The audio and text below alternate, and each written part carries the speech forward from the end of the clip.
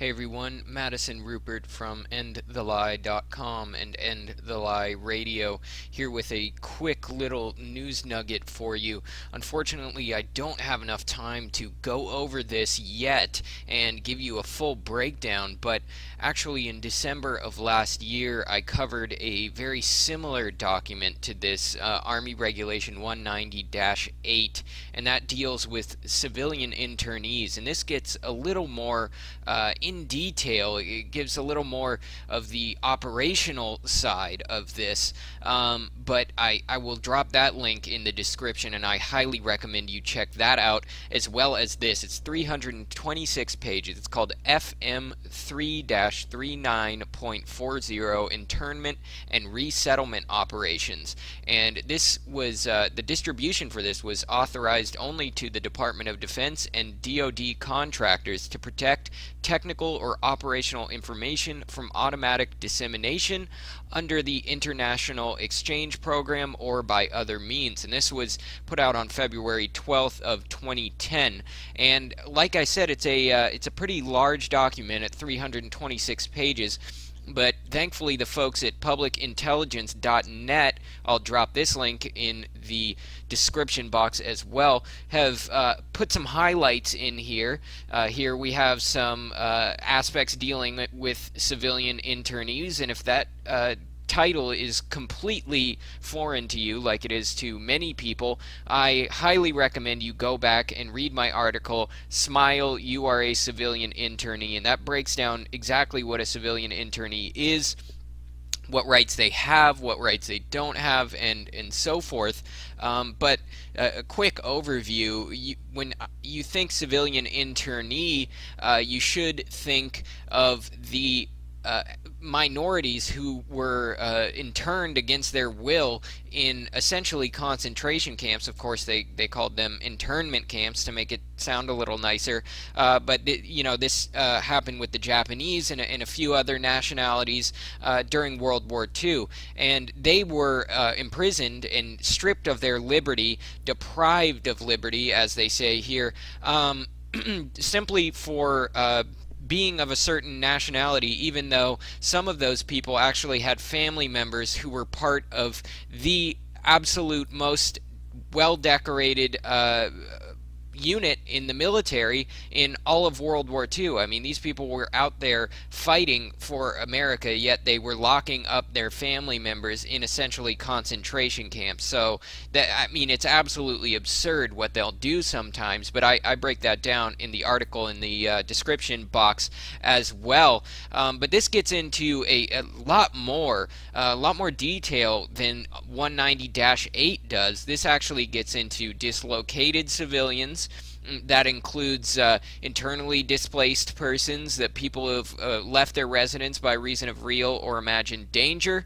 A displaced person is someone who is involuntarily outside the national boundaries of his or her country. An evacuee is a civilian removed from a place of residence by military direction for reasons of personal security or the requirements of the military situation. Expellee is a civilian outside of the boundaries of the country of his or her nationality or ethnic origin who is being forcibly repatriated to that country or to a third country for political or other purposes. On a little side note, it's actually pretty funny, in the National Defense Authorization Act for fiscal year 2012, they actually declared that they have the authority to do exactly that to American citizens. Migrant, probably know what that means. Refugee, probably know what that means. And a stateless person is a civilian who has been denationalized. They can do that as well, or whose country of origin cannot be determined, or who cannot establish a right to the nationality claimed. They go over the agencies concerned with internment and resettlement, and here you see this little ellipses. That this means they cut out some content. So if you want the full document, you're going to have to come up here and click the download button. I just want to applaud publicintelligence.net for the work that they're doing here. Agencies concerned with internment and resettlement, and by the way, internment and resettlement is often abbreviated rather to I/R, and actually they were recruiting recently, the Army was IR specialists exactly for these purposes. But these the agencies that might be involved are international agencies. Now that is vague. The United Nations, International Committee of the Red Cross, International Organization of Migration, U.S. agencies, local U.S. Embassy, Department of Homeland Security, and all of the child agencies, of course, FEMA, TSA, etc., etc. U.S. Immigrations and Customs Enforcement, actually I believe that is a DHS agency as well. Federal Emergency Management Agency, another DHS child agency. The U.S. National Detainee Reporting Center, supported by theater detainee reporting centers, detainee accountability, including reporting to the ICRC Central Tracing Agency.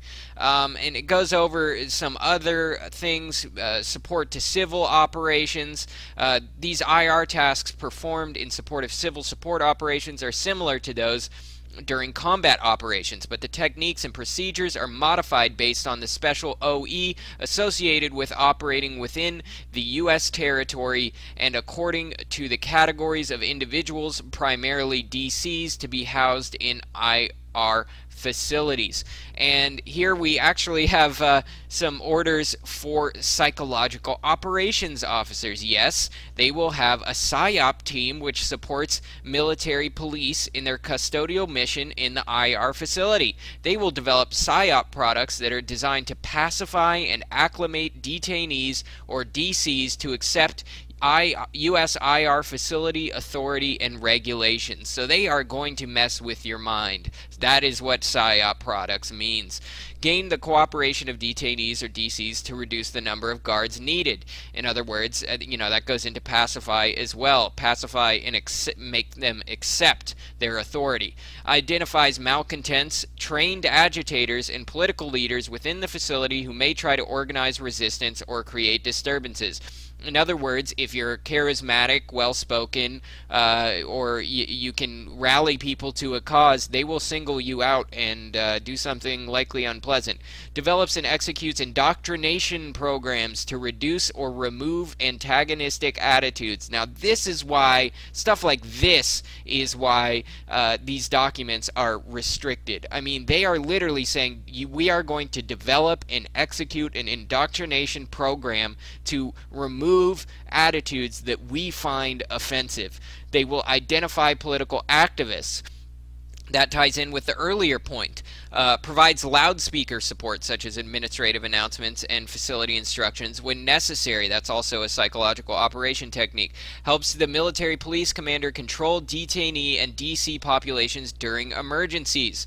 Plans and executes a PSYOP program that produces an understanding and appreciation of U.S. policies and actions. That ties into the indoctrination as well. And here we get into the detainee processing technique. One of the more disturbing aspects of this that we see highlighted here is the silence aspect. See, they go through this protocol. It's called the 5 S's and T technique. That's search, silence, segregate, speed, safeguard, and tag. So first they search, they neutralize a detainee, confiscate weapons, personal items, and items of potential intelligence or evidentiary value. And if you are lucky enough to be deemed a civilian internee, so you still have some rights, actually they can hold all of your personal goods, claiming that they have intelligence value until such a time that they deem it's no longer necessary.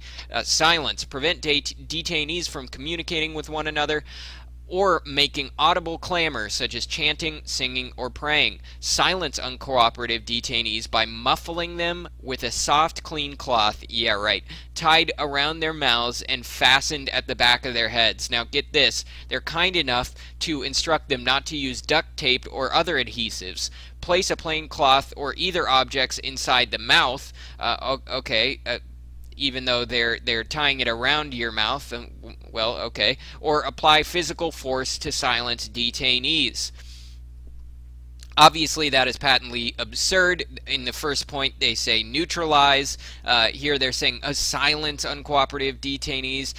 If you're just putting a soft, clean cloth tied around your mouth and fastened at the back of your head is not going to silence you. So the whole apply physical force thing, that's just laughable. Segregate detainees according to policy and standard operating procedures. Segregation requirements differ from operation to operation.